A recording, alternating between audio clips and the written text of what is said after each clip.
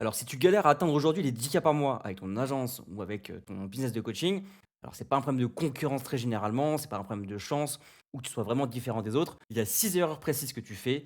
Dans cette vidéo, je vais te montrer tous ces points-là et comment tu peux les corriger. Alors, le premier élément, c'est l'offre. Alors, on va dire que c'est quelque chose qui revient très régulièrement, mais tout part de l'offre. Donc, déjà, est-ce que la personne, donc ton ICP, ton avatar, ton client idéal, est-ce qu'il est facile à cibler? Est-ce qu'il est rapidement contactable à travers les réseaux sociaux, à travers LinkedIn, Instagram, YouTube, et cetera, pour que tu puisses communiquer avec lui. Parce que c'est là qu'il va falloir que tu ailles le chercher.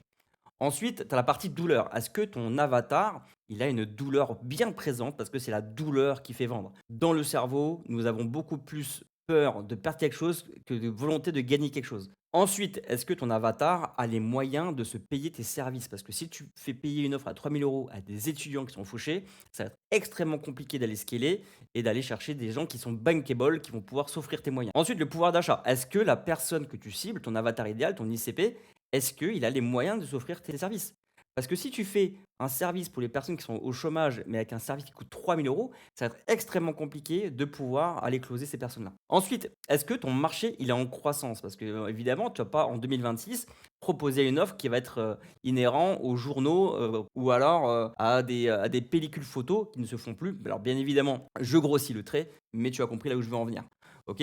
Donc, déjà, tu as un très bon indicateur, c'est est-ce que il y a des concurrents dans la niche, dans l'offre que tu peux avoir. Parce que s'il y a des concurrents, c'est en général un très bon signe. S'il n'y a pas de concurrence, c'est qu'il y a un marché qui n'est pas forcément éduqué et il va falloir dépenser beaucoup de marketing pour commencer à l'éduquer. Et là, ça va être problématique. Ensuite, en deux, est-ce que tu fais trop de sur-mesure? Parce que si tu perds du temps sur du sur-mesure avec des choses qui ne sont pas duplicables, avec simplement un process que tu peux dupliquer pour potentiellement plus tard aller recruter quelqu'un qui va s'occuper du delivery, ça va être extrêmement chronophage si c'est du sur-mesure à chaque fois. Est-ce qu'il y a des choses dans ton offre qui sont uniquement sur du sur-mesure? Donc là, il y a peut-être également une piste de réflexion à aller chercher.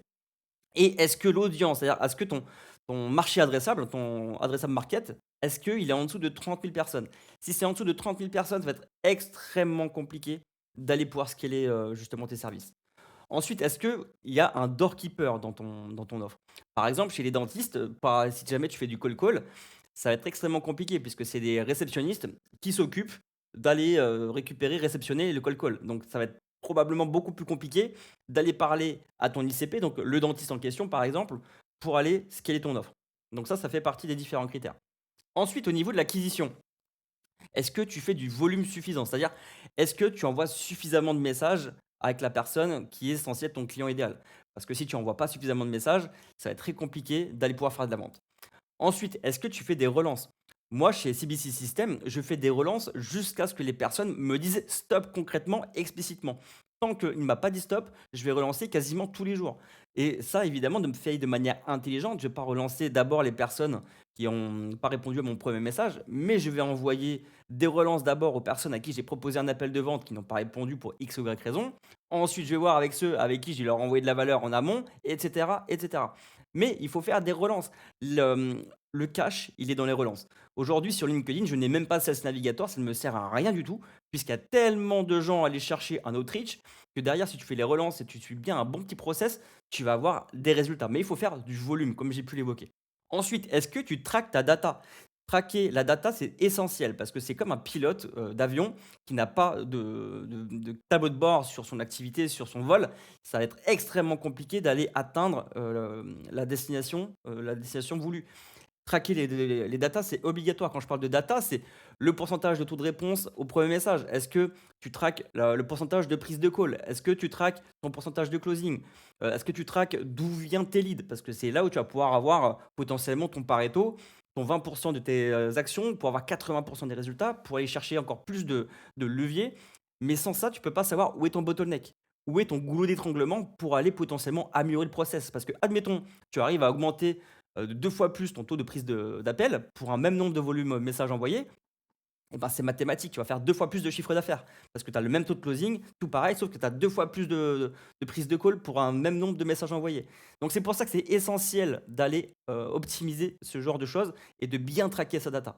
Ensuite, en parallèle, on parle du contenu très généralement, mais c'est essentiel. Il faut faire au moins un post par jour, tout en parlant à ton ICP. Commence pas à faire des posts ultra techniques si ton ICP, il n'est pas du tout technique. Il faut que tu lui appuies sur la douleur là où il en a pour que tu lui fasses réaliser certaines choses. Mais commence pas à rentrer dans des trucs ultra techniques pour montrer que non, ça c'est éventuellement le technique, tu peux l'aborder dans la solution que tu peux lui donner, mais vraiment en bottom of funnel.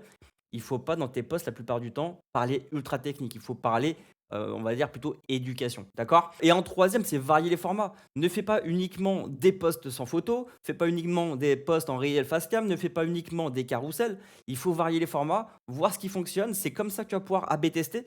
Et le A/B testing, donc le fait de tester régulièrement un format plutôt qu'un autre, ou un hook plutôt qu'un autre, une photo plutôt qu'une autre, tu vas pouvoir voir ce qui interpelle ton marché. Tu ne peux pas avoir la vérité vraie. Ton marché, il faut le confronter. Et la confrontation, elle se fait dans l'A/B testing, dans le test. Ensuite, on va parler du pricing. Au niveau du pricing, c'est est-ce que tes prix sont assez élevés? Si aujourd'hui, tu as un taux de closing qui est inférieur à 30%, ça veut dire que tu n'es pas assez cher. Parce que j'en vois beaucoup qui vont avoir un taux de closing qui va être moyen, mais le fait d'augmenter les prix potentiellement peut augmenter le taux de closing bizarrement.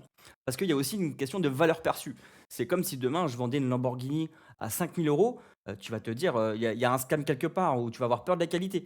Et on a un biais cognitif dans le cerveau où on aborde beaucoup plus d'intérêt aux choses qui sont chères. Par exemple, un vin qui va être extrêmement cher, on va dire qu'il est beaucoup plus qualitatif, alors qu'en fait, finalement, c'était de la piquette qui a été mise dedans. Il faut faire super attention à ça, de ne pas être non plus cheap, parce que la personne en face de toi va se dire que tes services ne sont pas suffisamment qualitatifs. Et ensuite, une fois que tu as trouvé le juste milieu, en général, eh ben, c'est là qu'il va falloir commencer à voir si tu as plus de 30% de closing. Si tu es plus, il faut augmenter tes prix au fur et à mesure. Et là, tu vas pouvoir augmenter encore plus ta marge. Ensuite, dernière chose, c'est est-ce que tu as des upsells? Si tu as pas d'upsell, au niveau de ta LTV, de ta lifetime value, ça va être compliqué d'aller chercher encore plus de rentabilité, encore plus de cash pour ton entreprise. Et ensuite, en dernier, est-ce que ton produit, il est market fit? Il y a des choses que je fais essentiellement avec mes clients quand ils arrivent dans l'écosystème, c'est d'aller vérifier que son marché soit OK. Et enfin, le sixième et dernier élément qui est pour moi banger, c'est de vérifier ton produit. C'est est-ce que tu as déjà fait des entretiens exploratoires dernièrement avec ton ICP, avec ton client idéal? Ça, c'est des choses que je fais tout de suite avec mes clients qui rejoignent CBC System parce qu'il y a des éléments que uniquement le client idéal va pouvoir lui donner en termes de réponse, en termes de douleur. Parce qu'il n'y a que son client idéal qui va pouvoir lui donner des réponses sur ses vraies douleurs terrain avec vraiment ces challenges qu'il peut avoir, quelle est sa vie actuelle, là où ton produit peut faire la différence. Parce que toi, tu as des suppositions. Mais les suppositions ne font pas le marché. Et c'est ton ICP qui va te donner les vraies problématiques, les vraies douleurs. Ne reste pas sur des suppositions. Ces appels-là, ça dure 10-15 minutes. Tu peux les prendre très rapidement sur LinkedIn ou sur Instagram. Tu lui dis bonjour prénom, s'il vous plaît, j'aurais besoin d'avoir votre avis très rapidement. J'ai rien à vous vendre. Je suis en train de préparer X pour potentiellement vous donner Y. Est-ce que vous auriez 10-15 minutes à m'accorder? Et c'est là que vous allez pouvoir creuser et voir exactement quelles sont ces problématiques que vous allez pouvoir potentiellement répondre avec votre produit. Et potentiellement, la personne elle serait même intéressée par acheter votre produit une fois qu'il sera prêt, ou même s'il est d'ores et déjà prêt. Et il y a aussi un petit élément que vous pouvez donner, c'est OK, demain vous aviez une baguette magique, qu'est-ce que vous auriez comme produit idéal? Et la personne elle va peut-être vous décrire le produit idéal tel que vous pouvez vous le composer. Donc profitez-en. Maintenant, si tu te reconnais parmi les erreurs que j'ai pu évoquer, alors la première option, c'est que tu vas essayer de gérer ça tout seul. Voilà, tu vas prendre du temps pour tester, pour ajuster et voir ce que ça donne. Et peut-être que tu réussiras dans les 6-12 prochains mois. La deuxième option, c'est qu'on se prenne un point ensemble. Ça dure 30-40 minutes. Je vais analyser ton business dans les moindres détails. Je vais te donner une roadmap exacte par rapport à ton scaling pour que tu puisses passer les 10, 15, 20, 30, 40 cas par mois rapidement. C'est complètement gratuit, c'est sans engagement. Et le lien, il est en description. Et on se donne rendez-vous de l'autre côté. C'était Cédric. Ciao!